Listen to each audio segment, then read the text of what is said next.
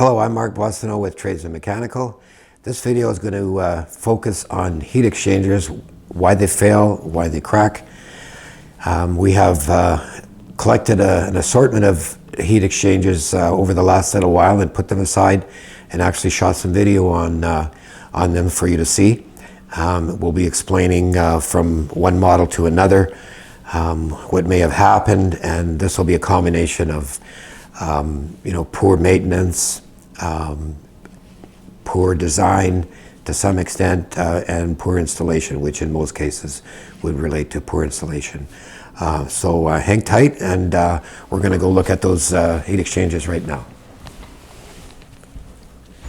Hi, Mark from Tradesman Mechanical.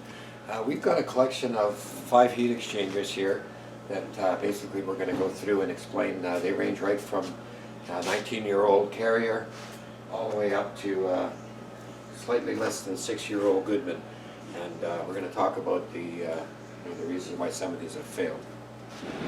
Okay, starting with this Carrier mid-efficient. This is a Wave model, WAV we call them. They made these for quite a few years, and I guess in part this is a bit of a design flaw because a lot of them do fail, and typically they'll crack in this location. This one just barely noticeable here, but they can get quite more cracked than this amount. And for it to get this way, having a dirty air filter and letting the furnace run hotter than it should, that's going to put stress on it. And so part of this would be design, but also it would be a little bit of poor maintenance. Moving on to the next one. This is a year newer Lennox model, Whisper Heat, and again, on this particular model, there's a crack on this location here, and it's typical of this model to crack in that location, if not in this cell, in one of the other ones. This one's actually starting to crack a bit too. But nevertheless, running the furnace too hot from not cleaning the furnace is definitely the reason why these things fail before they should. The next model we have here is a Bryant unit. This is actually a 2001, which is already a high efficient furnace. And we're looking at the secondary heat exchanger here. And as you can see, you've got all this corrosion buildup. And this can happen for a couple of reasons. One of them is poor maintenance as far as it running hot, and not keeping the condensate, because this is a condensing furnace, and if the condensate trap isn't kept clean, all the water that it collects can't get out of it, and basically you get buildup from it sitting between cycles, and it just keeps building up, and you get all these calcium deposits. So the other reason this could fail is also poor installation. By having the furnace slope the wrong way, the condensate needs to all run out to the front and drain out, and if someone didn't level it properly, then you can get it sitting between cycles and building up this corrosion, and basically there isn't much you can do with this. It's got to be replaced. Moving on to the next one, which is a Carrier, similar product.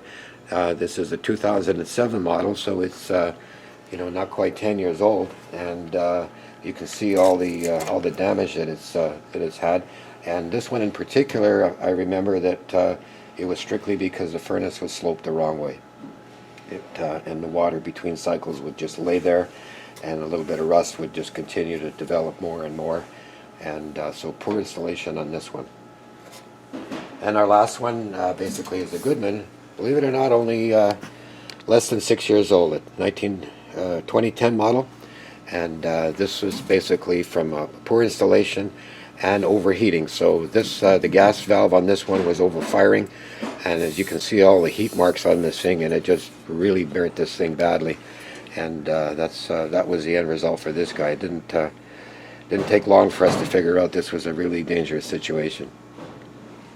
So as you can see, there's a number of reasons why heat exchangers can fail and crack, and just hang tight, we're going to go back and I'll give you some of my recommendations. Okay, welcome back. So now that we've gone through all those heat exchangers, I guess the situation is, if that's something that you've ended up with, replacing the heat exchanger, in a lot of cases can be under warranty, but then you'd still be responsible for the labor component, unless of course that's part of your warranty as well. So some of the reasons, as we've discussed, I think most of them actually boil down to just poor installation. So I guess it's important, if you've moved into a house and you're not sure of how well it was installed and you're worried about it, you should definitely have the furnace checked. Have someone that's reputable come out and do an annual service on it, which would involve, as we would do as a first time out, we would definitely check the heat exchanger and whatever parameters would be required to make it as a qualified install. It's where you're going to get the full life of the furnace. So as it stands, if you have a cracked heat exchanger, when we do an annual service and that becomes apparent, we always recommend that you have a second opinion, and typically Central Gas or Hydro Utility would be the ones that would verify that.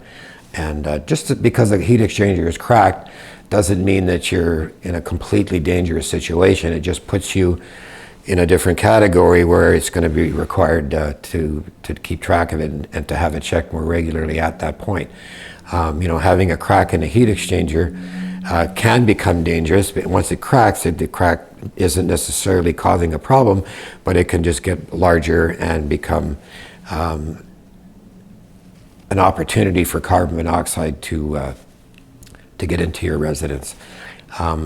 And if that is the case, if you're getting a carbon monoxide detector going off, you should definitely call the fire department right away and get out of the house.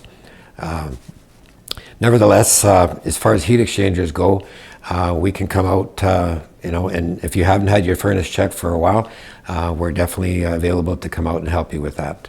I hope you got some value from this video. Please check out our other videos on YouTube, and thank you for watching.